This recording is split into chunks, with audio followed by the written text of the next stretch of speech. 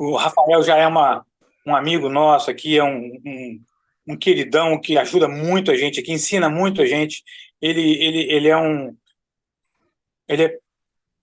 advogado especialista em direito médico. O currículo dele não é pequeno, ele já tem várias MBAs, pós-graduação, e ele sabe tudo do direito médico. E hoje ele vai ensinar um pouco para a gente aqui do direito médico preventivo, para a gente não cair nas bobeiras, nas bobagens que a gente faz do dia a dia, né, Rafael? Rafael já é Com figurinha certeza.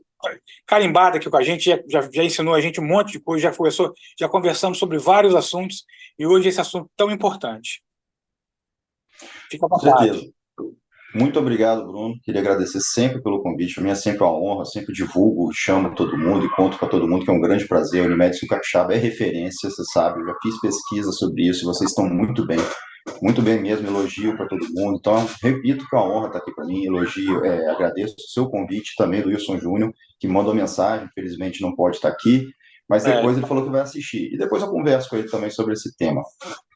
Eu queria saudar todo mundo, dar boa noite e falar que, embora tenha esse nome, assim, direito médico preventivo, o cara já pensa assim, pô, não vou nem entrar nessa live, cara, vai começar um monte de juridiquês. Eu vou tentar, é um grande desafio, mas eu vou tentar ao máximo filtrar esse juridiquês para vocês, pessoal. E fiquem à vontade para me interromper, levantar a mão aí, fazer um sinal, falar assim, ó, explica isso aí melhor, de uma forma que a gente possa compreender. Repito que é um grande desafio, mas que eu sempre aceito, e vamos lá. Bom, quem chega se apresenta. Eu sou o Rafael Garioli. Eu filtrei um pouco do meu currículo, né? Eu sou advogado, fui promotor de justiça por mais de uma década e hoje me dedico exclusivamente ao direito médico, como o doutor Bruno falou. Eu tenho pós-graduação em direito médico e uma pós-graduação específica em responsabilidade civil e penal no direito médico. Tenho também esse MBA em gestão municipal do SUS, tenho certificado de PO pela Lexim. Recentemente eu consegui, através de provas, certificado da ISO em compliance e antissuborno. Eu faço mestrado na IMESCAN também, nessa área de direito à saúde, e estou terminando minha pós-graduação em governança, ética e compliance e saúde no Einstein. Não quero ser pretensioso falando do meu currículo, mas às vezes é importante falar assim, para saber de onde que a gente vem e tudo que a gente fez para estar aqui. Né? Eu só vou diminuir a tela, pessoal, não vou conseguir ver vocês. Qualquer coisa vocês abrem o microfone, por favor, para eu poder enxergar melhor aqui. Sempre eu gosto de fazer perguntas iniciais para o tema, e nesse caso são perguntas simples. Assim, o que é isso? O que é o direito médico preventivo, que eu vou buscar responder através da nossa conversa? Por que que é importante? Por que que eu vou gastar meu tempo com direito médico preventivo, me colocando no lugar dos médicos? E se eu realmente achar que é importante, vocês se me persuadirem que é importante, como que eu faço para me adaptar ao direito médico preventivo? Então, essas três perguntas básicas eu vou procurar responder para os senhores. Aqui é o modesto índice, que eu vou falar sobre judicialização da medicina, depois eu vou falar qual que é o problema e, por fim, eu vou falar qual que é a solução. Só um minutinho que tem um participante ilustre aqui, ó, vem cá. Esse é o meu epa! filho Arthur, esse é o Arthur! pequenininho, dá tchau pro pessoal, Ei, vai Arthur! lá com a mamãe, desce lá com a mamãe. Eu quero jogar. Depois, ele vai querer jogar, tá vendo que eu falei do jogo do É, Homem-Aranha? isso aí. Só um minutinho. Vai lá com sua mãe. Pode falar com o juiz. Só um minutinho. Tranquilo.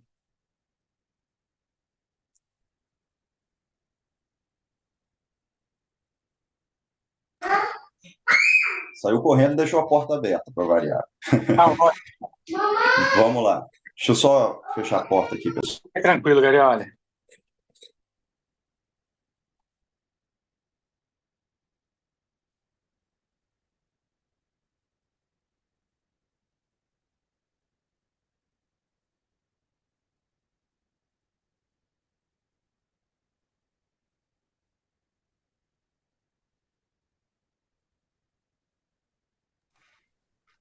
Crianças. Mas vamos lá. Tá. Então, esse é o modesto índice, que vai ser bem simplesinho. Vou falar um pouquinho sobre judicialização da medicina, qual é o problema e, sem ter pretensão, algumas ferramentas para buscar a solução. Então, nesse primeiro tópico sobre judicialização da medicina, esse gráfico, acredito que os senhores conheçam, do começo do ano, do CFM, que aponta a existência mais de 500.000 de médicos atualmente no Brasil, e em franco crescimento do número de médicos. Não preciso nem falar sobre isso, crescendo o número de médicos, cresce também a concorrência, e por vezes até mesmo denuncias oportunistas e infundados. Então trouxe essa matéria também do começo do ano, que fala que o número de médicos no Brasil aumentou 81% em 13 anos. E um estudo mais recente da Faculdade de Medicina da USP, da Associação Médica Brasileira, aponta que o percentual é ainda maior. Esse estudo é do mês passado, e essa matéria do Estadão fala que, na verdade, o Brasil tem a média de 2,69 médicos para 1.000 habitantes, e não 2,59, como se pensava. E a projeção para 2035 vai variar entre 1 milhão e 1.300.000 médicos no Brasil. Junto com o aumento do número de médicos, o que aumenta? Nós do direito. Aumenta a judicialização da saúde como um todo. Esse dado é atual, eu tirei agora, nesse mês, e está disponível no Conselho Nacional de Justiça, aponta que na saúde pública, vocês podem ver que é 204.000 ações, 247.000 ações, 297.000 ações ao longo dos anos. Só vai crescendo. Na saúde suplementar não é diferente, um crescimento franco de ações também. Saúde suplementar é plano de saúde, trocando em miúdos. E especificamente sobre erro médico também, você pode notar que entre 2015 e 2021 houve um aumento de 50% das ações específicas sobre erro médico. É um número marcante, ou seja, estão crescendo o número de médicos e crescendo também o número de ações por erro médico. E a mídia não perdoa. Olha só, essas duas matérias que eu trouxe, ambas da mesma data, 15 de setembro agora. 2,6 milhões de pacientes morrem todos os anos por erros evitáveis na assistência à saúde, diz a OMS. Já outra revista colocou isso no colo dos médicos. Não são erros evitáveis, é erro médico. Então, a gente sabe que erros evitáveis envolvem muito mais do que erro médico, mas aqui a mídia também trouxe para isso. Não, por outra razão, o Colégio Brasileiro de Cirurgiões pediu a revisão do conceito de erro médico e ações de indenização diretamente para o ministro Fachin no STF. É uma medida assim, meio... Será que o problema está em mudar o nome, sabe? Em mudar a conceituação que vai alterar esse problema? Mas, enfim, é bom que a medicina está correndo atrás, se aproximando. Eu vejo isso, Bruno e pessoal, que infelizmente a maior parte, não todos, mas a maior parte dos médicos não tem tempo para se dedicar a essa aproximação com a magistratura, com o Ministério Público, para buscar chegar e conversar sobre todas essas irregularidades que estão acontecendo nas demandas de erro médico. Mas pelo menos aí, essa notícia recente, de agosto agora, estão novamente correndo atrás. Mas basta fazer um Google, esse é um print de um Google que eu fiz, sobre erro médico, você nota matérias, ó, erro médico pode ter matado criança de 2 anos, pode ter matado. Que matéria é essa? Filha de idosa que morreu por negligência médica receberão 100 mil por dano moral. Homem será indenizado por 110 mil após amputação. Família denuncia a morte de idoso. Prefeitura vai ter que pagar 264 mil por erro médico. Isso qualquer um pode dar o Google e notar que isso é crescente. Então, a gente vê o crescimento franco de números de médicos e da judicialização da medicina como um todo. Qual que é o problema, pessoal, que tem nisso? O problema, o primeiro passo, é que o médico, como eu disse, está sobrecarregado. O médico tem, além de todo o seu trabalho, de todo o seu estudo contínuo, como o próprio Bruno já introduziu, tem, no aspecto jurídico, tem a Anvisa para se preocupar, a Autoridade Nacional de Proteção de Dados, tem a Justiça, que engloba delegado, Ministério Público, advogados, CRM, Ministério da Saúde, Conselho Nacional, CFM e ANS. Então, os médicos estão sobrecarregados demais para, às vezes, se preocupar com judicialização, com esses problemas. E o que acontece? Isso aqui é interessante a gente falar. A prevenção, da mesma forma que funciona na medicina, a medicina pega muita prevenção em saúde, a prevenção também são os mesmos conceitos que é importante no direito. Só para dar assim, um exemplo prático, uma coisa é você entrar em contato com o advogado para ele passar esse pente fino no direito médico preventivo. Outra coisa é você chegar já com uma citação com um prazo de 20 dias e falar com o advogado, ó, você tem que me defender nisso aqui. E esse prazo, às vezes, acontece do médico que está bem intencionado, mas ele não vai no especialista em direito médico, isso ocorre com um tio, com um primo que trabalha em direito em geral e acaba ficando insatisfeito. Aí ele fala assim, não, eu preciso procurar um especialista. Aí quando chega, faltam 5 dias para a ação. Quando chega para 5 dias da ação, significa que o prazo é curto, há uma urgência e o advogado vai ter que tirar todo o trabalho dele normal para se dedicar a essa causa. O que acontece com os honorários? Algo que era muito simples, devido a esse prazo exíguo, passa a ser lá para cima. Não porque o advogado é malvado e tudo, mas sim porque o advogado vai ter que deixar de trabalhar em outras causas, vai ter que deixar de ficar com a família dele para atender aquele caso de urgência. E a gente vê, por exemplo, essa matéria aqui de ontem, que eu fiz questão do 16, perdão. O brasileiro tem 845 normas diárias que impactam suas vidas. Foi um levantamento, um estudo inédito e exclusivo. Você imaginar, 845 normas diárias para se preocupar. Mas é o que o médico faz, então? Penso eu, né? Contrata o seguro, ok, faz certo, e fala assim, estou segurado. Acabou, isso aí, não me preocupo com isso aí é questão da seguradora e tudo. Eu repito para os senhores, deixa eu ajeitar o microfone. Seguro médico é importante sim, mas você tem que ter alguém que conheça para estudar, analisar, examinar esse seguro médico seu para saber se ele realmente é bom. Exemplo, ele engloba riscos de LGPD, dano de LGPD, vazamento de dados pessoais. É uma matéria muito recente. Eu tenho dúvidas se os seguros vão cobrir isso. E eu falo isso com uma pessoa que já precisou usar seguro de carro 2 vezes, que eu já tive 2 PTs, Bruno. Um foi por inundação, e o outro que o meu prédio aqui em Vitória, eu morava naquele prédio que o estacionamento caiu em cima dele.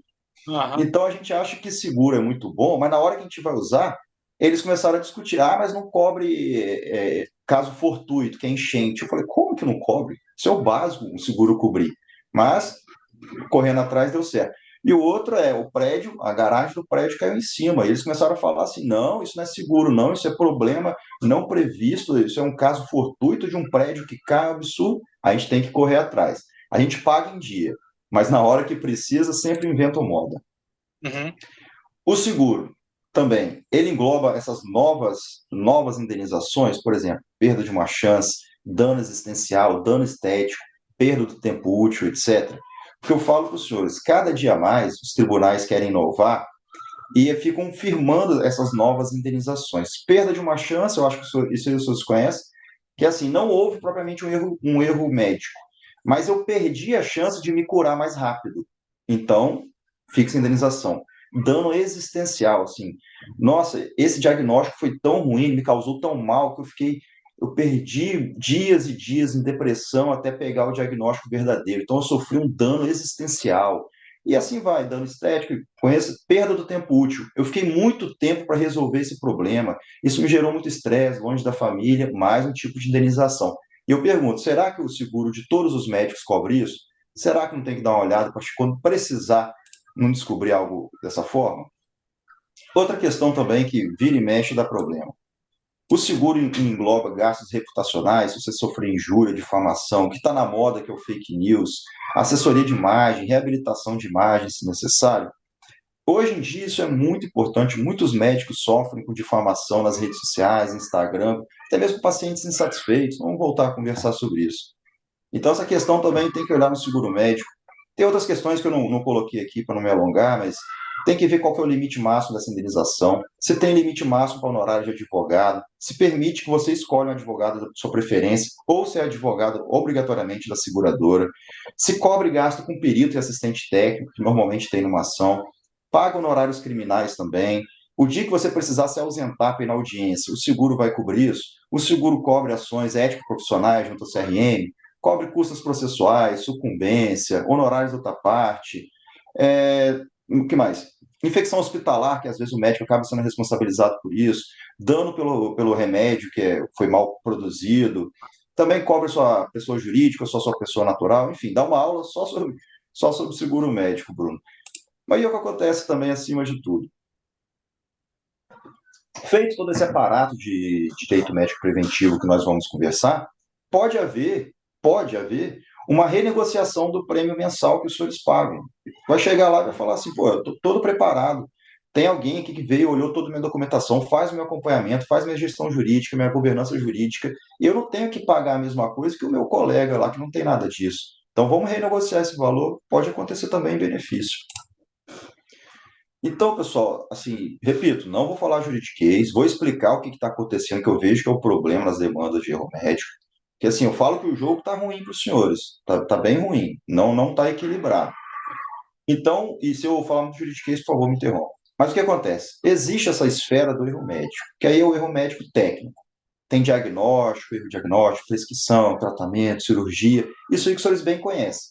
Quando chega na justiça, é perito que vai fazer o laudo, aí a argumentação para cá, argumentação para lá, e o juiz julga. Esse é o chamado erro médico. Mas qual que é o problema que, às vezes, alguns médicos não percebem? Que ao lado disso, tem também outros problemas referentes à relação paciente-médico e o dever informacional. Às vezes o problema não está no erro médico. O médico fez tudo direitinho, mas ele acaba sendo responsabilizado porque ele não prestou informação suficiente. Esse é o ponto maior, Bruno, que tem, e pessoal, dessa minha conversa com vocês aqui. Existem casos, é tão difícil quanto vocês podem imaginar mesmo. Existem casos que vai comprovar lá, o juiz vai falar, não foi provado erro médico. Mas, mesmo assim, denoto que no TCLE dele não tem informações suficientes, então o médico é condenado. Aí você imagina o advogado tendo que explicar assim, ó, não teve erro médico não, mas mesmo assim você vai ter que pagar uma indenização. E é isso que vem acontecendo muito, muito mesmo. E por que eu citei relação paciente-médico?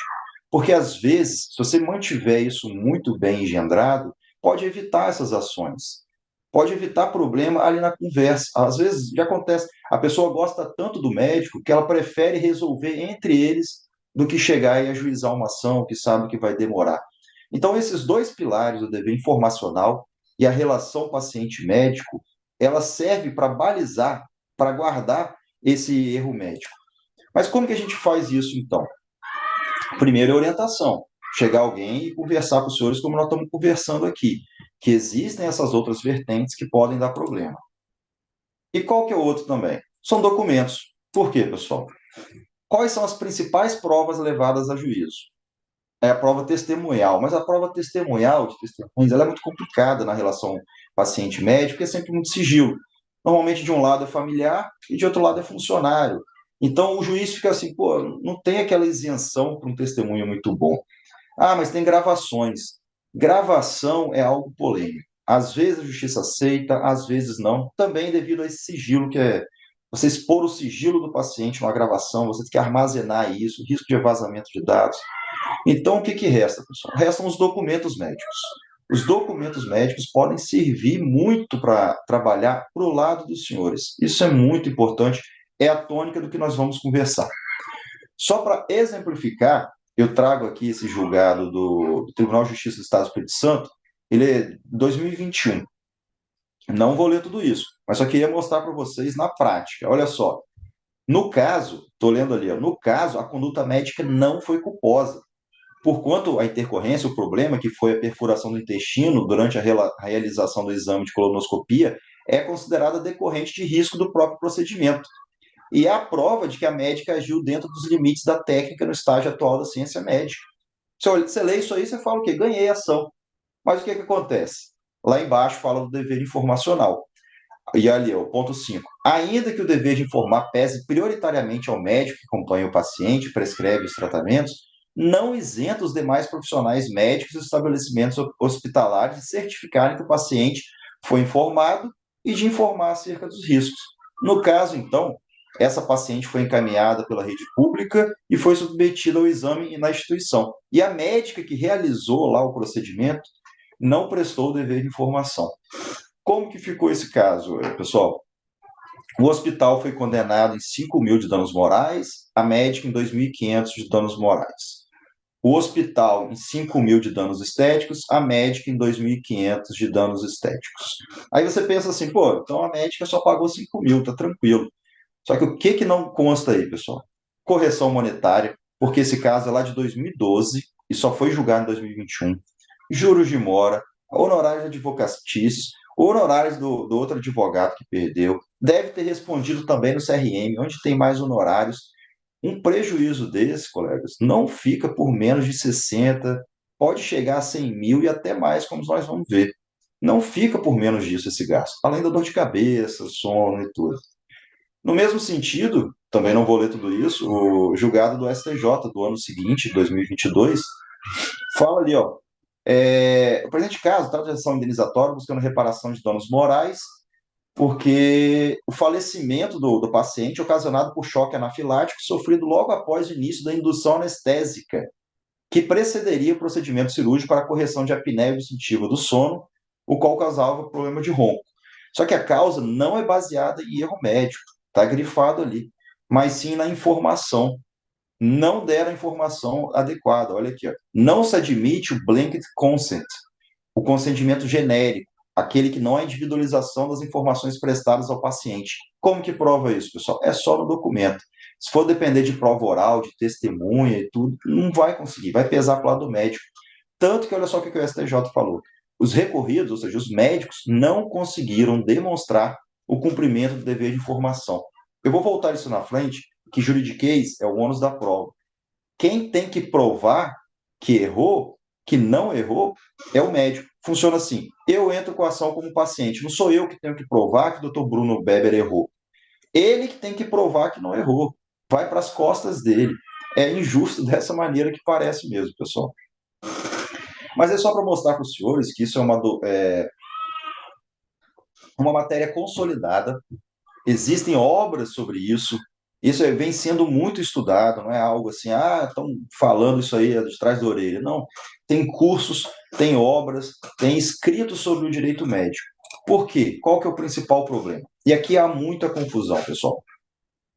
No Código de Ética Médica é muito claro, olha só, a natureza personalíssima da atuação profissional do médico não caracteriza a relação de consumo. E eu vejo muito médico tendo confusão com isso, achando que eles não se submetem ao Código de Defesa do Consumidor. Só que não é assim que a jurisprudência, os tribunais entendem. Os tribunais entendem que são, sim, submetidos ao Código de Defesa do Consumidor. O que isso quer dizer, pessoal? Isso quer dizer que fica ruim para o médico. Em resumo, é isso. Você ser submetido ao Código de Defesa do Consumidor, além de todos os problemas normativos, né, não há uma relação de consumo, não vou nem entrar nisso. A questão é que, na prática, pesa para o médico. Por exemplo, o que em juridiquês é chamado de competência. Se uma pessoa vem do Rio Grande do Sul para operar com o Bruno, volta para casa e tem um problema, ela entra com a ação lá. Vai ter que contratar um advogado para defender lá. Isso já é um custo gigante. Interpretação.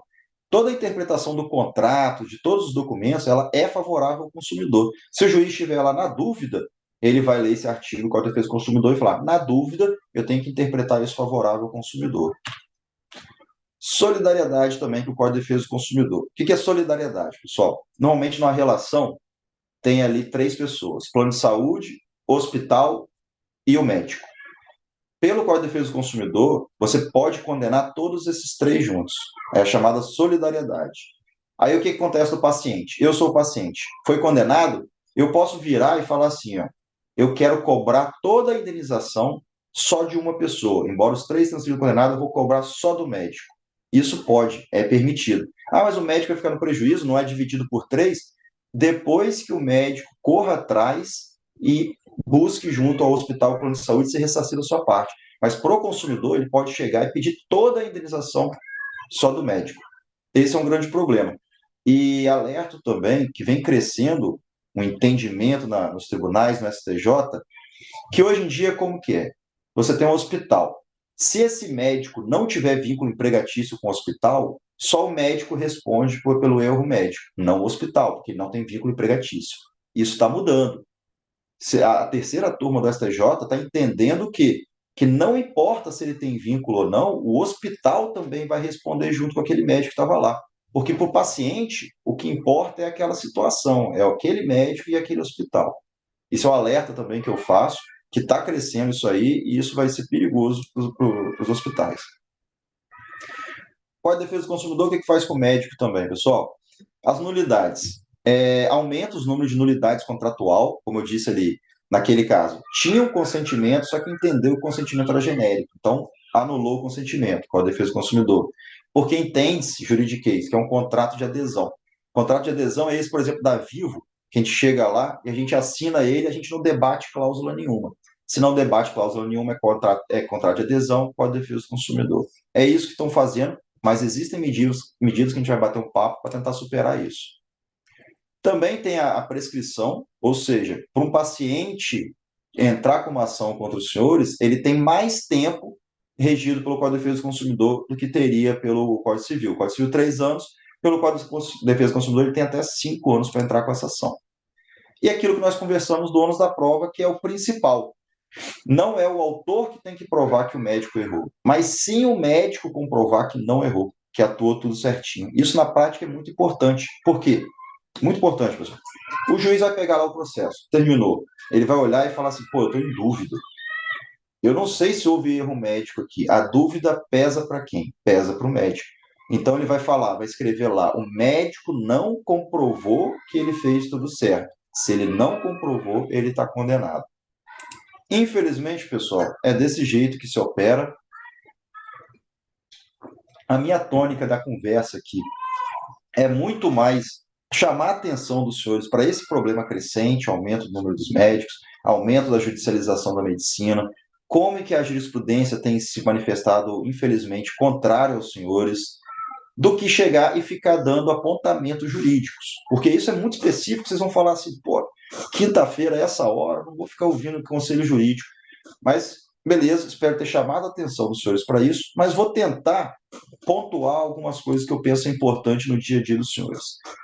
Primeiro, a gente conversa sobre o prontuário médico. Olha só esse caso. Ele é recente também, do ano de 2021, no STJ, lá em Brasília, falando o seguinte, vou resumir isso aqui para vocês, pessoal. Como não houve anotação adequada no prontuário, o médico foi condenado. Não foi por erro médico. Eles utilizaram a ausência de anotações suficientes no prontuário para falar que o médico foi negligente.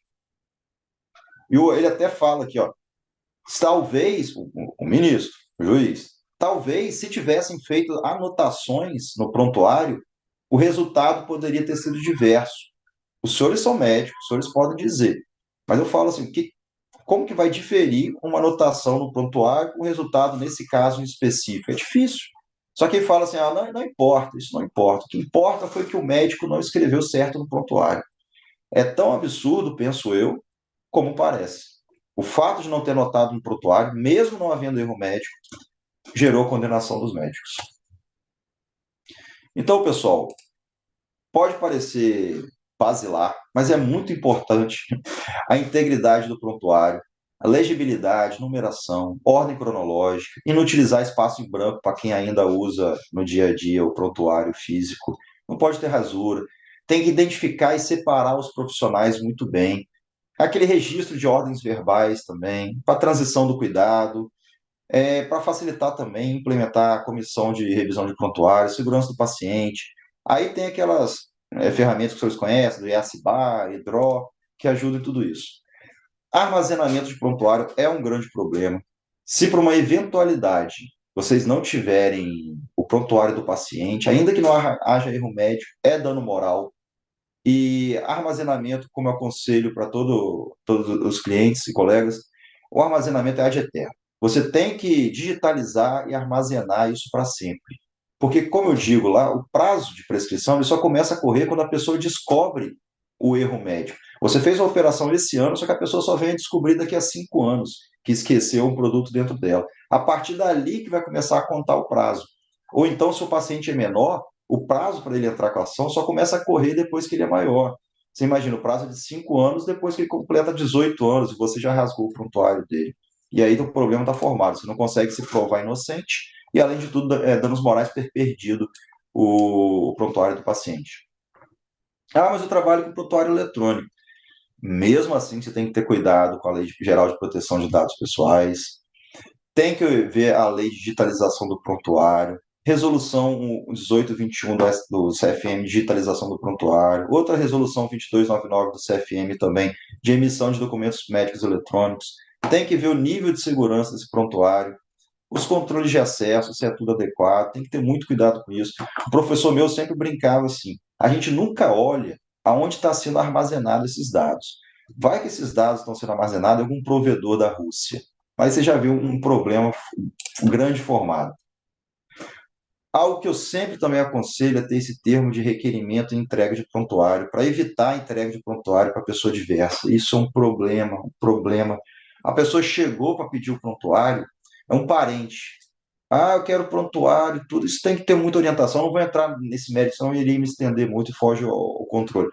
Mas tem que ter muito cuidado para entregar para quem não é do paciente. E quando for entregar, fazer esse termo, deixar arquivado, assinado. Todas as vias têm que estar sempre assinado. Não guardem via sem assinar ali naquela correria. Tem que orientar secretário, orientar tudo para isso. Que problema de prontuário é muito grande. Olha só, isso aqui quase não acontece, né, sendo irônico. Quase não acontece. Decisão de março de 2021. Hospital é condenado por acesso indevido de médico a prontuário de paciente. A instituição permitiu que o médico acessasse e imprimisse o prontuário médico de pessoa que não era seu paciente, fora do horário de expediente e em total interesse próprio. No caso, a indenização foi de 5 mil. Mas, como eu digo, faço esse alerta para os senhores. Não se, não fixem somente nesse valor, porque tem atualização monetária, tem honorários que paga do seu advogado, que paga da outra parte, aí pode ter mais dinheiro de danos morais que não está citado, aí tem representação no CFM, aí vai mais honorários e tudo. Um problema que poderia ser facilmente evitado, bastava ligar para alguém que tivesse conhecimento jurídico. Esse também é um caso que vira e mexe acontece. Médico vai parar na delegacia após não passar prontuário de vítima de violência à polícia em Santa Catarina. O que acontece aqui, colegas? Quando eu era promotor também, eu já requisitei e um médico negou, justificando no Código de Ética Médica. Só que eu sempre busquei, obviamente busco sempre, ser razoável, eu entrei em contato com ele para explicar. Pelo Código de Ética Médica e pelo CFM, deve-se preservar o sigilo do paciente e não entregar à polícia, só pode entregar para a justiça. Ok, todo mundo sabe disso. Mas o entendimento do judiciário não é nesse sentido. O entendimento é que tem lei do Ministério Público e lei da polícia que obriga essa entrega. No caso concreto, então, o que eu posso falar para os senhores? Primeiro, entre em contato com o paciente para saber se ele permite a entrega. Permitiu? Faz o termo de consentimento do paciente, lacra e entrega. Não permitiu? Junto a manifestação desse tipo. Pode ter uma manifestação padrão. Ó, Código de Ética Médica, CFM são contrários, mas em respeito à jurisprudência, a gente, mesmo titubeando, a gente entrega, passa a sua responsabilidade, termo de recebimento disso, quem recebeu vai assinar aqui, eu vou guardar, está lacrado o prontuário de tantas páginas. Pronto. Se você quiser, você pode insistir, é uma escolha sua. Não, quero insistir, é sigilo do paciente, beleza. Pode gerar esse constrangimento, ter seu nome e ser conduzido na viatura da polícia. Ou você joga de outra maneira, você se explica no CFM, que o judiciário não entende disso. É a orientação jurídica que eu dou e os senhores são sempre supremos na decisão. Esse aqui também é um outro caso que vira e mexe, acontece muito, tenho que conversar com os senhores. Essa decisão é de dia 3 agora desse mês. Em resumo, pessoal, a mulher fez um aborto, chegou para o médico ligou para a polícia. O que os tribunais vêm entendendo? Que o médico não pode acionar a polícia. Ah, mas e os outros crimes e tal? Por favor, eu sou só o mensageiro. Não briguem comigo. Eu estou passando o entendimento da justiça para os senhores. Posso discordar, posso concordar, estou passando o entendimento. A justiça fala, não pode informar aborto para a polícia. Nesse caso, foi informado pelo médico. O que aconteceu? Além da ação penal de aborto contra a paciente ter sido extinta, o STJ mandou notificar o CRM para a médica responder. Aí vai honorários de médico, aí entra com ação de danos morais, e vai dinheiro, e vai dinheiro, e vai dinheiro. Repito, colegas, os senhores são soberanos na decisão dos senhores, mas é bom ter esse feedback jurídico para saber como que está o panorama. Você pode, depois desse feedback jurídico, falar assim, não, mesmo assim eu tenho questões éticas, tenho questões religiosas que eu quero informar. Beleza. Sabendo que pode acontecer. O problema é ser pego de supetão, falar, poxa, se eu soubesse que era isso, eu tinha evitado toda essa dor de cabeça. Né? Outro documento também de profunda importância é o TSLE, que tem a recomendação do CFM, né, 01 de 2016, sobre o termo de consentimento livre esclarecido, que aqui é onde acontecem grandes problemas daquele dever informacional que nós conversamos. Tem que individualizar, tem que ter nome do paciente. Ah, isso é o básico. Nem sempre tem. É assim, eu converso com o Bruno, que aqui eu falo para uma plateia muito grande, muito ampla, pessoas que trabalham no privado, na saúde pública, às vezes no dois, então eu tenho que falar algo que seja de conhecimento geral. Na prática, no dia a dia, a gente pega o dia a dia do profissional e a gente vai escutando. Mas acontece muito de ter esse xerocado mesmo, junta lá e entrega. Isso não pode. Tem que ser individualizado, senão acontece aquilo que lá que eu mostrei para os senhores, do blank consent, que é o consentimento em branco, que ele é nulo, ou seja, você perdeu a ação. Se for incapaz, tem que ter o termo de assentimento, né? O incapaz também tem que ir lá, se ele te puder, né? Se ele tiver a capacidade mental para falar isso, tem que ter o termo dele. Não basta só assinar, ó, assina aqui. Óbvio. Tem que orientar e evitar também, isso é importante, não é juridiquês, que esse termo de consentimento ele não seja um contrato de adesão, esse contrato da Vivo que eu brinco. Ele tem que, ao longo dele, assim, algumas dicas. O que for mais importante, assim, o risco que mais acontece, essas questões que os senhores têm mais sensibilidade, pede para ele assinar do lado dessa cláusula, destaca outras cláusulas também, pergunta ou faz a cada 5 cláusulas uma assinatura, a cada 5 cláusulas uma assinatura, para ver que a pessoa realmente leu.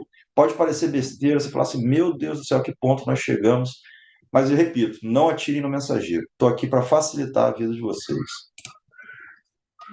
O momento da coleta também, o termo de consentimento, ele tem que ter um prazo de reflexão. Não pode ser na porta de cirurgia. Eu falo isso porque eu fiz uma cirurgia e acontece muito dos amigos anestesistas de estar na hora lá, na hora da cirurgia, ó, assina aqui o termo de consentimento, mas eu nem li, tudo isso acontece muito. Na prática, isso pode dar problema para os senhores também. Tem que ter esse prazo de reflexão. Os senhores têm que entregar com certo tempo para a pessoa pensar, entender, tirar dúvidas, se for o caso. É importante também que haja esse termo de recusa de tratamento ou de procedimento. Né? Na prática, a pessoa abandona lá, o próprio médico vai, escreve, abandonou e tal, ok. Mas se vocês quiserem estar mais protegido, faz esse terminho, é padrão. 3 parágrafos, 2 parágrafos, pede para ele assinar, ele não quer assinar. Você registra lá, não quer assinar, um parente assina. Ah, não quer assinar, então 2 testemunhas vão assinar que ele se recusou. Porque vai que ele começou um tratamento e depois dá problema lá, e vem falar que foi você que não fez o tratamento certo e tudo. Enfim, pessoal, tem para tudo, né? Olha isso aqui. Doenças raras ou excepcionais no termo de consentimento livre esclarecido. Quem coloca? São poucos médicos que colocam. Mas você fala, pô, o CFM entende que é desnecessário, de fato. O CFM fala que não precisa reportar doenças raras ou excepcionais, isso pode afastar o paciente, pode deixar o paciente desconfortável e tudo, mas o Poder Judiciário vem decidindo que é necessário. Pessoal, olha só. Juiz fixa indenização de R$ 500.000 para a vítima de erro médico que ficou paraplégico. O risco, está grifado aqui, ó, era de 0,3. E o juiz falou, ainda que remota a probabilidade, em razão de não estar especificado no termo de responsabilidade, a vítima demorou a relacionar os problemas, etc, etc. Então, na prática, a minha orientação é coloque. Se vocês acharem que vai ficar desconfortável, você pode fazer um link que remeta para um segundo termo de consentimento, ou mesmo você faz um vídeo seu explicando isso é muito legal. Coloca um QR Code lá, deixa esse vídeo na nuvem, e se a pessoa quiser, ela lê aquele QR Code e vê seu vídeo explicando que isso é um erro muito raro que de acontecer e tudo, ela fica mais confortável de ver seu rosto naquilo ali. E hoje em dia a tecnologia de ler QR Code todo mundo consegue, né? A gente lê cardápio assim, então não tem grandes problemas nisso. Deixa eu falar também um pouquinho sobre o contrato de prestação de serviço dos senhores. Olhem só, é importante no contrato já ter essa consulta de retorno, a resolução 1958/2010 do CFM, que é aquela consulta que não pode ser cobrada, mas desde que seja realmente de retorno ou de refinamento, aí você especifica isso, para a pessoa não chegar lá com um outro problema e falar, pensei que essa consulta estava inclusa, não está, mas onde que está isso? Está no contrato, está explicadinho, está bonitinho. Cláusula de desistência e retenção de multa, isso aqui também é controverso, mas se explicado pode funcionar a favor dos senhores, que é aquele tratamento que a pessoa vai fazendo, e ela desiste. Então ela quer todo o dinheiro de volta. Mas você fala, não, peraí, eu já reservei sala, já reservei equipamento, já tivemos esses gastos aqui. Você quer todo o dinheiro de volta? Não. Aqui a gente tem que ficar com uma parte do dinheiro e devolver. Repito para os senhores. Isso é polêmico, mas depende do gerenciamento de risco dos senhores, do apetite de risco. Falo, não, eu quero que seja assim, porque eu não quero pacientes aventureiros, eu quero meu grupo de pacientes seletos, pessoas que sabem o que estão fazendo. Beleza, especifica no contrato para ter essa prova a seu favor. Cláusula de sigilo também, infelizmente, poucos médicos fazem isso.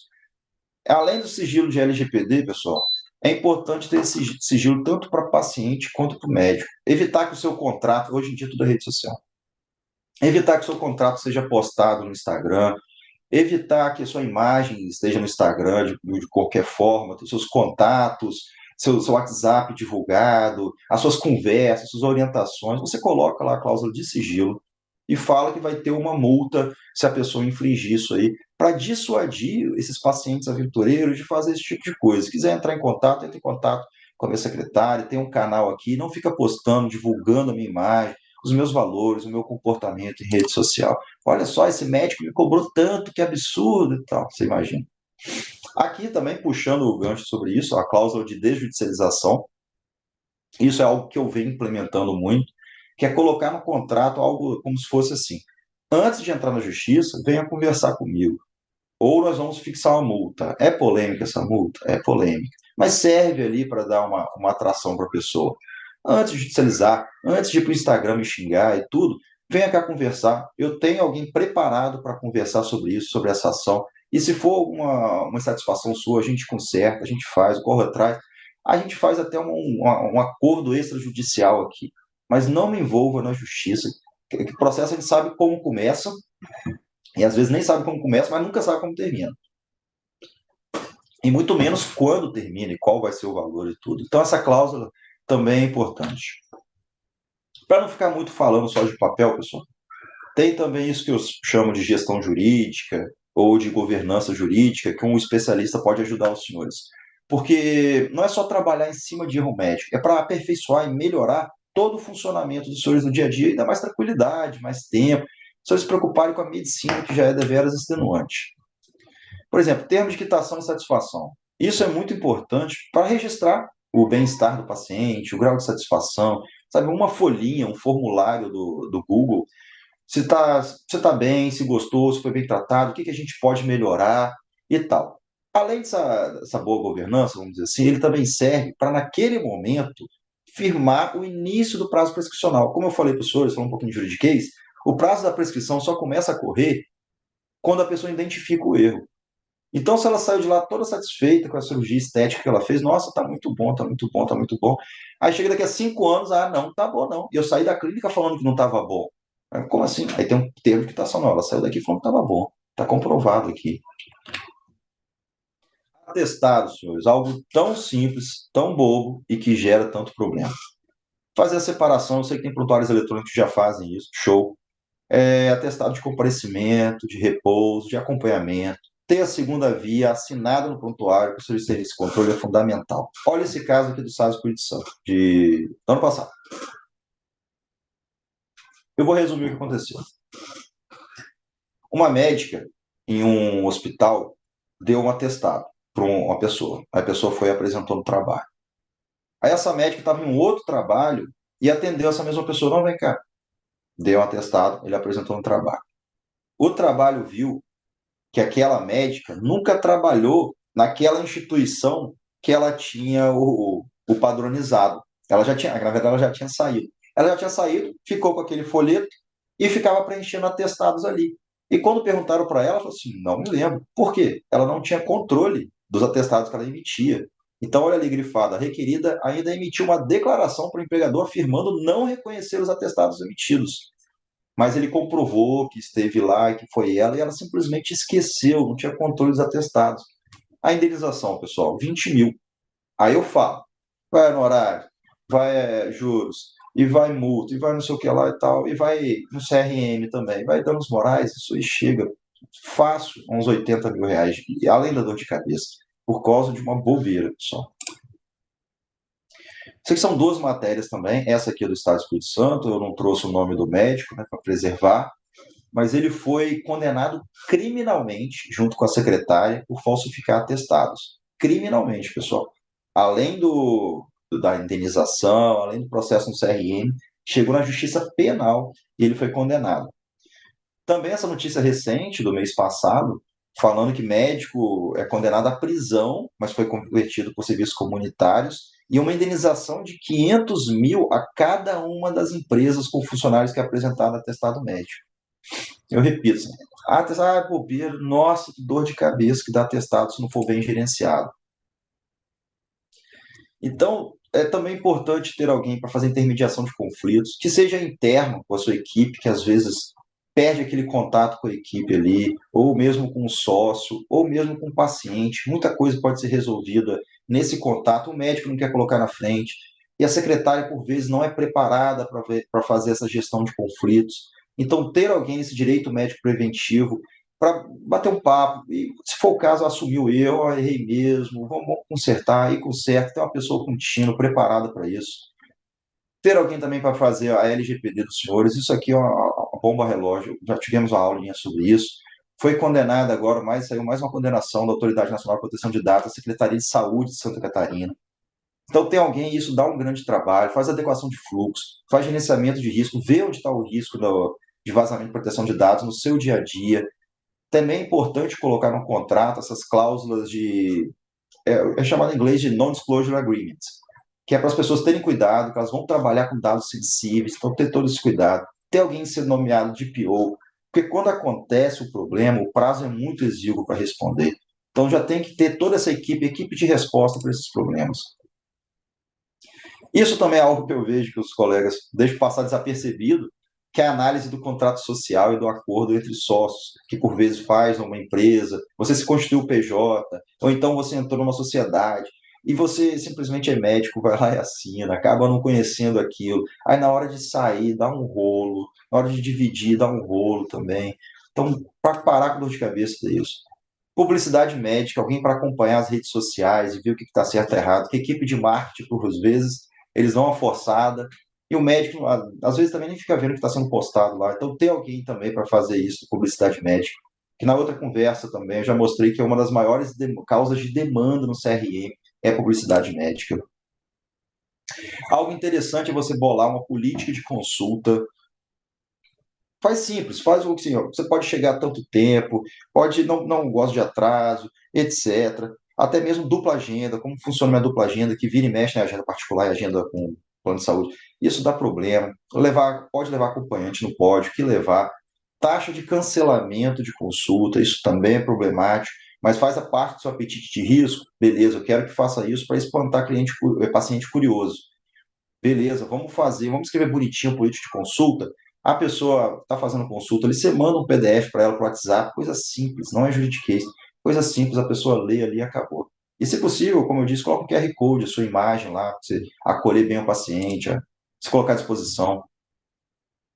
Também outra coisa que vira e mexe dá problema é o trabalho de registros da clínica, do consultório, os alvarás necessários, registro no CRM, a gente vê que sempre tem um maluco aí que pega carimbo dos outros e sai batendo. Ou então alguém que entra como sócio da clínica ou passa a atender na clínica sem ter o registro de qualificação de especialista. Tem também que acompanhar o cadastro de diretor técnico, no Cadastro Nacional de Estabelecimento de Saúde, não pode deixar de ver isso. Também é importante ter uma comissão de revisão de prontuário. Isso aqui pode parecer piada, mas não é, isso é muito sério. Tem até uma resolução do CRM, acho que é da Paraíba, que fala que onde tem 3 ou mais médicos, tem que ter uma comissão de revisão de prontuário. E isso é um calcanhar de Aquiles que pode abrir para um problema. Então, pessoal, já falei bastante com a matraca e vou caminhando para o encerramento. Queria deixar essa frase para os senhores, que é do Genival Veloso. Os principais doutrinadores é o Kifuri, que é desembargador no Paraná, e o Genival Veloso. São as duas principais pessoas que escrevem sobre direito médico. E ele fala aí, ó, a responsabilidade médica vai se tornando um sistema tão complexo, de tanta generosidade aos que demandam, ou seja, os pacientes que entram na justiça, contra os médicos, que os médicos em alguns países passaram a retrair-se, pois viam em cada paciente um demandante em potencial. Aí vem a medicina preventiva e todas essas questões que a gente conhece. Então, pessoal, eu queria deixar algumas conclusões. Como eu disse, o mais importante que eu acho de ficar nessa quinta-feira à noite, que todo mundo cansado, falando juridiquês, dando diquinha jurídica, era chamar a atenção para os senhores que é um fenômeno real, é um fenômeno crescente, número de médicos, de ações, e ao mesmo tempo é uma doutrina estabelecida que pode ajudar os senhores. É importante os senhores entenderem a necessidade de atuar preventivamente também no jurídico. Tenho certeza que na saúde os senhores pregam muito isso, mas também juridicamente é a mesma coisa. Reduz risco, reduz custos para os senhores, não vai blindar os senhores, mas vai diminuir muito a dor de cabeça. E se os senhores precisarem da defesa em algum momento, essa defesa vai estar melhor estabelecida, vai ter algo para trabalhar melhor em favor dos senhores. E, acima de tudo, dá tranquilidade, dá tempo para os senhores trabalharem com isso. Então, como eu citei, aumento de médico, judicialização é real. O seguro médico é importante, mas tem que ser examinado para quando os senhores precisarem, não serem surpreendidos. A prevenção jurídica, assim como a prevenção de saúde, a prevenção também no direito é muito importante, é o futuro, é o que vai ajudar os senhores. E existem profissionais e ferramentas para ajudar os senhores nisso. E não só contra o erro médico, repito, para melhorar o fluxo, melhorar o ambiente de trabalho. Às vezes o médico não quer, pô, não quero falar sobre isso. Você chama essa pessoa preparada, para a pessoa intermediar e tudo. Então, espero não ter ocupado muito os senhores com juridiquês. Queria agradecer. Meus contatos estão aqui. Meu Instagram, Saúde e Direito. Esse é meu celular pessoal, se precisarem entrar em contato. Qualquer coisa também pode falar com o doutor Bruno também, que ele passa, pegar meu contato. Podem ficar super à vontade. Como eu sempre digo, é um desafio muito grande chegar de terninho e gravata e falar com os senhores à noite aqui, numa plateia, que normalmente a gente olha, a gente fala um negócio que a pessoa não entendeu, eles fazem a cara assim, a gente melhora. Aqui, infelizmente, eu não consigo ver o rosto de todo mundo, mas espero ter me saído bem, conseguido me explicar direito, que os senhores tenham também entendido e eu tenha sabido usar as palavras para a gente manter esse diálogo bom aqui. Doutor Bruno, devolvo para o senhor a palavra. Garioli, obrigado, boa noite. Muito bom, excelente, foi um aprendizado. E assim, ter um overview do que se trata para gente que acaba vivendo só enfurnado na medicina e deixando de prestar atenção nessas coisas que estão acontecendo. Queria só uma coisinha antes de a gente abrir para a pergunta. Lembrar de. Tem um link ali no nosso chat, lembrar de clicar no link depois para preencher a aula, né, preencher a avaliação da aula e tudo mais. E também falar que quem quiser é só abrir a câmera, levantar a mão como o Paulo Casotti ou mandar a perguntinha aqui pelo chat que a gente lê. Tá? Paulo, fica à vontade. Vai, Casotti. Boa noite, estão me ouvindo aí? Tá. Estão me ouvindo? Beleza. Rafael, queria te agradecer.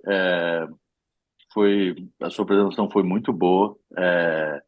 E eu acho que você ter colocado como o maior ponto, né, o dever informacional, né, e a relação médico-paciente, resumiu assim perfeitamente o meu ponto de vista. Isso é fundamental, porque para tudo que você vai fazer, você precisa de ter informação do profissional. Quando você vai consertar uma geladeira, consertar o seu carro, se você tem uma informação, um feedback, e essa pessoa te passa a confiança, independente de qualquer termo, né, de consentimento, isso vale mais do que qualquer coisa, né?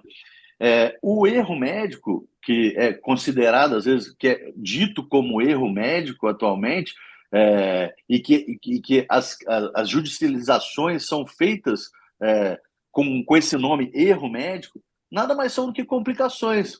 E complicações podem acontecer e vão acontecer com qualquer procedimento, ou com qualquer consulta, ou com qualquer uso de alguma medicação.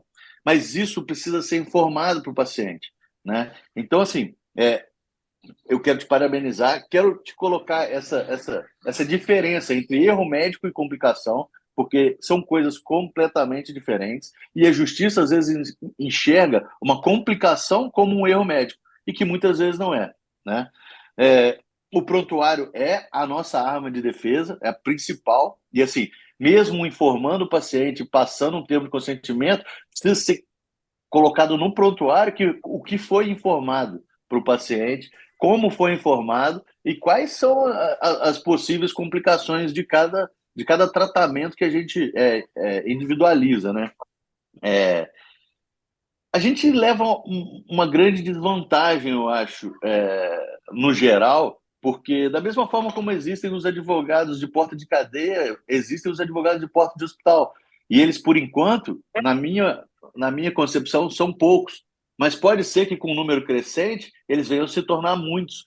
E essa judicialização com um advogado de porta de hospital, a tendência é se tornar cada vez maior. Isso é lastimável, né? Porque é um aproveitamento de uma situação que o paciente passa por uma complicação e que o advogado necessariamente vai induzir, às vezes, a abrir um processo contra um profissional que, às vezes, não tem nada a ver com isso, né? Tem muita coisa para falar, anotei um monte de coisa aqui que eu achei ótimo sua apresentação. Mas uma pergunta que eu queria fazer para você é o seguinte: quando é constatado que o médico não foi o causador do problema, né, e ele é absolvido numa acusação de um erro médico, esse médico pode processar o paciente ou o advogado do paciente por danos morais e ter um ressarcimento tanto dos valores que ele gastou com perda de trabalho, com honorários advocatícios, com seguro, né? Então essa é uma pergunta. E a outra pergunta é o seguinte: com a diminuição dos honorários médicos, com cada vez planos de saúde sendo mais baratos, consultas, cirurgias com remunerações menores, será que a gente vai ter dinheiro para pagar um consultor jurídico, um consultor de marketing, né? Aonde que vai chegar a nossa profissão, né? Então, assim, se eu tiver que ter esse gasto todo e receber R$ 100 uma consulta, cara, é inviável, entendeu? Então, assim, pode ser que as pessoas deixem de ser médico, né, e deixem de escolher uma carreira médica por causa disso, né? E, assim, mais uma coisa, tipo, o médico ele tem uma complicação, ele é punido. O juiz ele tem um erro, a punição dele é aposentar com o salário integral. Você está entendendo? A justiça no Brasil é uma coisa muito injusta. Então, assim, isso é mais, agora é mais um desabafo, tá? Outra coisa que eu queria falar. Poxa, seu prédio, quando caiu a garagem, o culpado é o engenheiro, cara. Foi um erro de cálculo. Então, a seguradora tem que processar o engenheiro que errou o cálculo, que tem que pagar por isso. Você está entendendo? Não é a seguradora que tem que pagar o carro, é o engenheiro. Mas quantos engenheiros são considerados né, culpados, né, em situações parecidas? Igual aconteceu na Vale, enfim, acidente em Brumadinho. Mas, enfim, deixei algumas perguntas e foi um pouco de desabafo também, mas assim, achei muito boa a sua aula, a sua apresentação, desculpa. Muito melhor do que algumas outras que a gente já ouviu aí durante alguns anos aí de Unimed. Queria agradecer, te parabenizar e deixar essas bombas aí na sua mão agora. Ô, Paulo, eu que agradeço as palavras, as perguntas. Deixa eu ver aqui que eu lembro, né? A diferença entre erro médico e você usou um termo que eu não me recordo, que é intercorrência, algo do tipo assim. No direito, eu sei que tem uma diferença no termo médico, mas no direito isso é chamado de iatrogenia, que é quando há algo que foge ao controle do médico, é aquilo que acontece e tal. Só que qual que é o problema até mesmo disso? É aquilo que eu falei. Ah, não provou, não tem erro médico, vamos dizer assim, entre aspas, é iatrogenia, beleza. Mas o dever informacional, será que não falhou lá? Aí acaba pegando um tendão de Aquiles no médico, entendeu? O juiz olha ali e fala, pô, não tem erro, mas será que não tem ali, ó, um erro aqui, um erro aqui? Infelizmente, alguns casos, não são todos os juízes, mas infelizmente acaba acontecendo isso também. Pode falar. Deixa eu te interromper. Iatrogenia é o nome utilizado para o erro médico. Então, se você fez uma iatrogenia, você cometeu um erro médico. Mas o que eu disse é o seguinte: as complicações.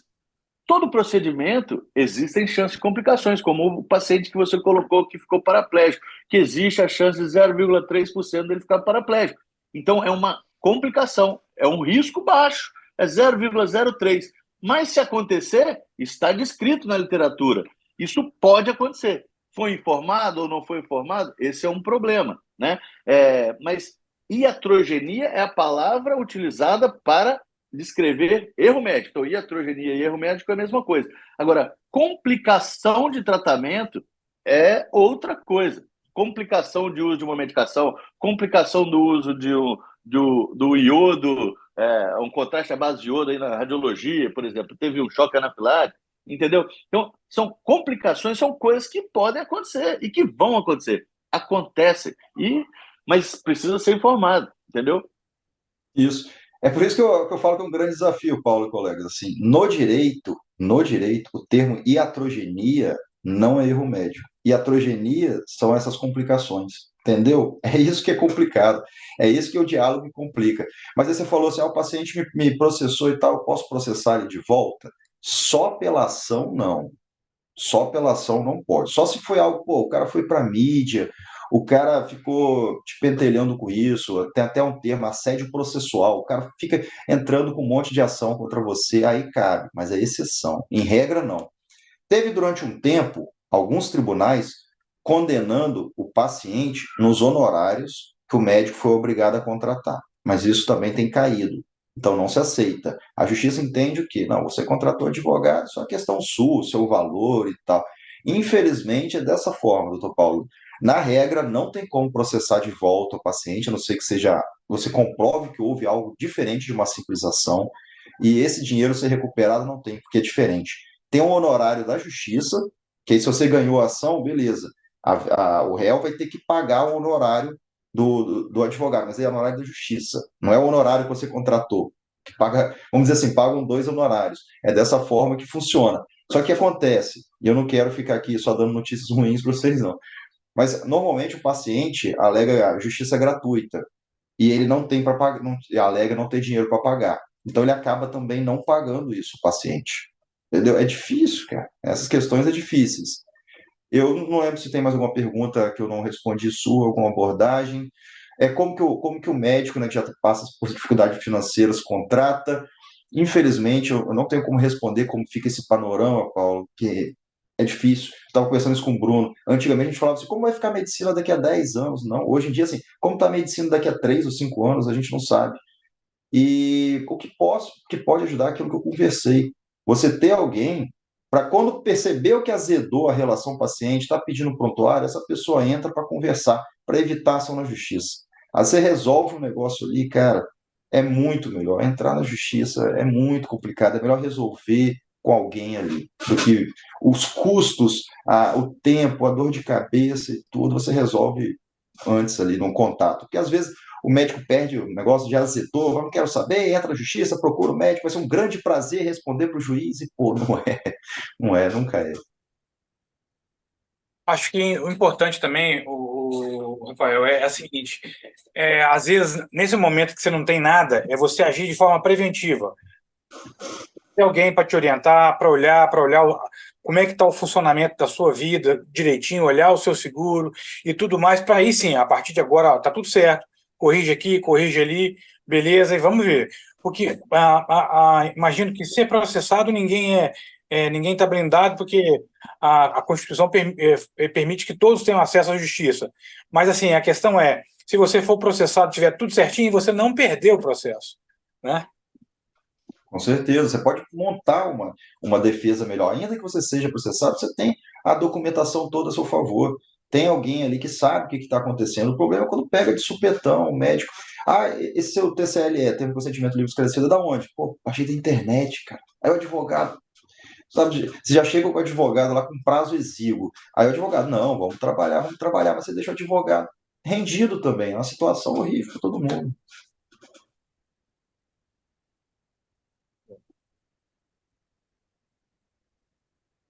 Gente, mais alguma pergunta? A Luísa.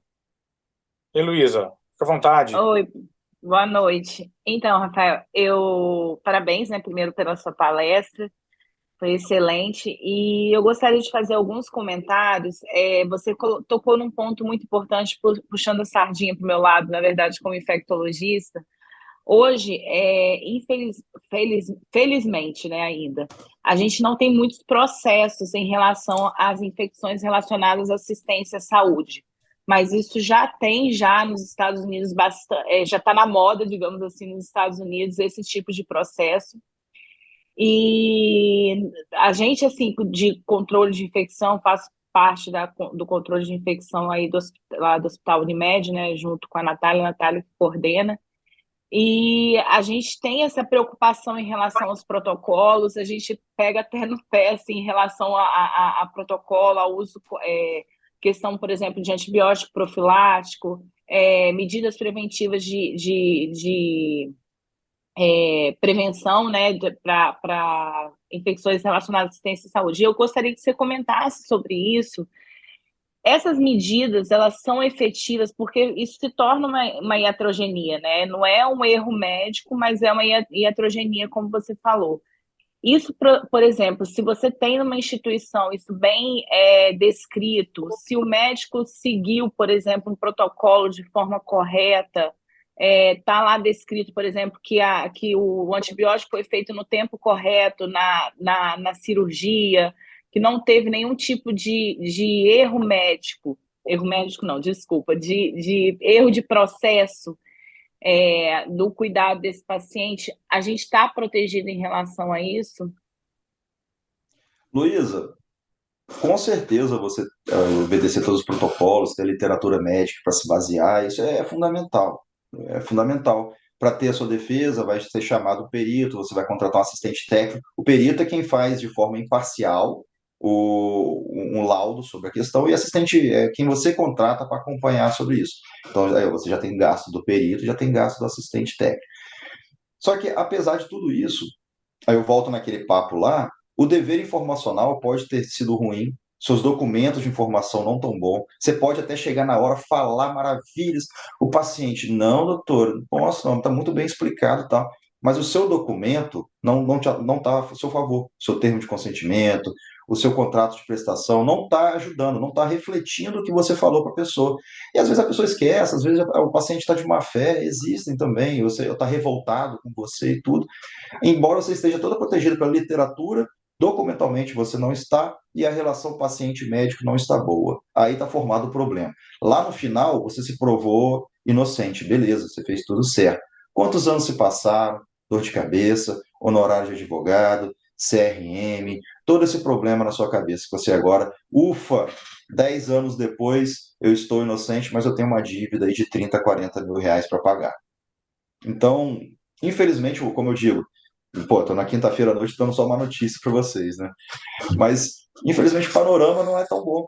O panorama, o crescimento de médico, crescimento de judicialização, por vezes, nem todos, mas por vezes, falta de critério nas decisões, que querem privilegiar através do Código de Defesa do Consumidor o paciente de alguma forma, através de vários tipos de indenização, que eu falei, danos morais, danos materiais, danos estéticos, perda de uma chance e tudo que vão sempre favorecendo, você está coberto de razão, está fazendo tudo certinho, mas seu documento não reflete e você não teve uma boa relação com o paciente médico, aí azedou tudo.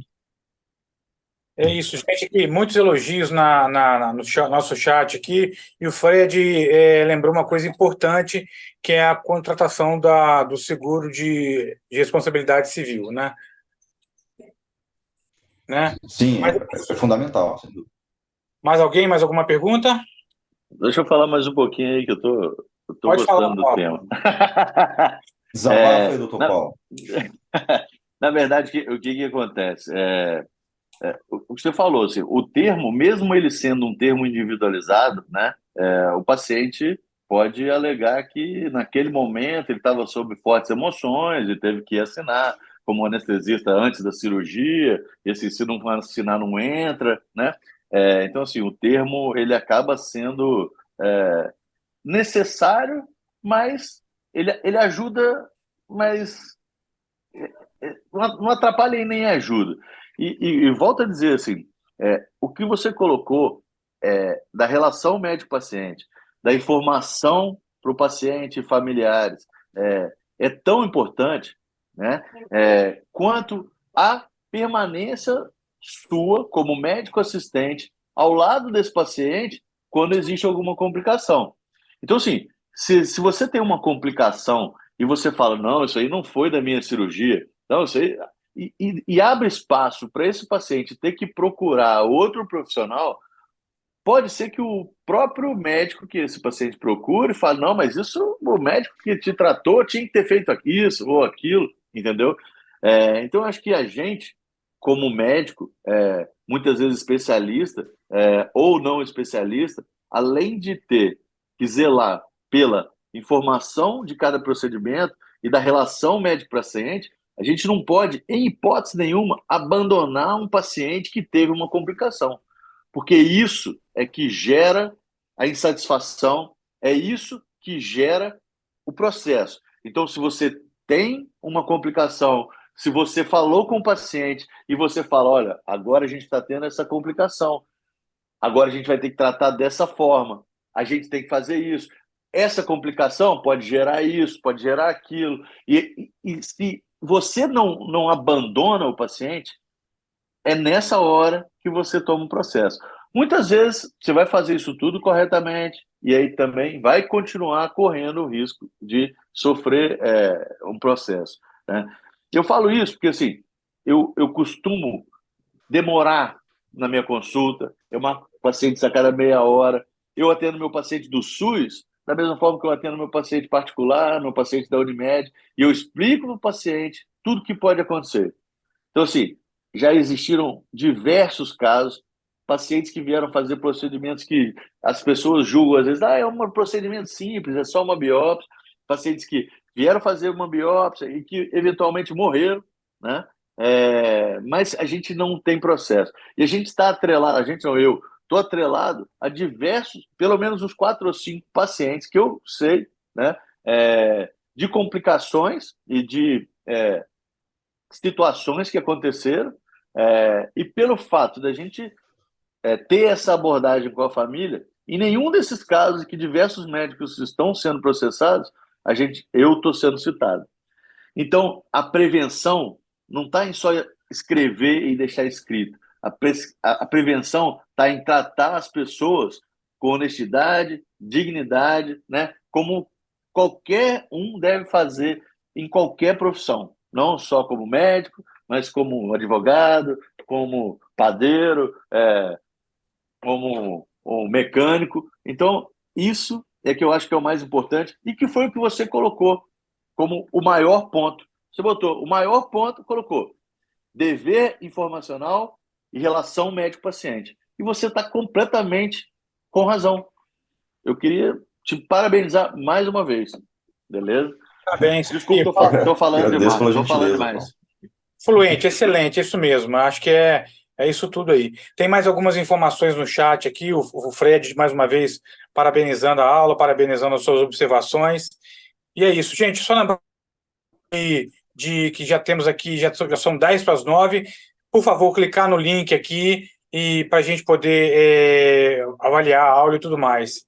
E também agradecer a todos, agradecer ao Rafael pela excelente aula.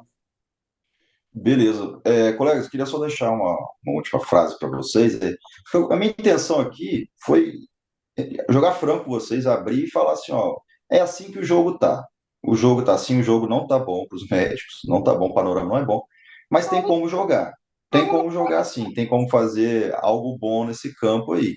Então, vocês já estão cientes e tem como a gente fazer isso funcionar. Beleza? Bom. Agradeço a todos, agradeço o Bruno, Unimed São Capixaba. Muito obrigado. Boa noite, filho do Bruno que está aí também. Gente, um beijo para vocês. Com Deus, muito obrigado, tá? Muito obrigado mesmo, foi excelente. Parabéns e, de novo, não deixar de contratar o seguro, pedir uma orientação aqui, o Rafael deixou o telefone dele aí para a gente, se a gente precisar de alguma orientação, e o ideal é que a gente faça o direito preventivo mesmo, né? É isso aí, pessoal. Boa noite a todos, bom descanso. Forte abraço a todos também. Muito, gente, obrigado.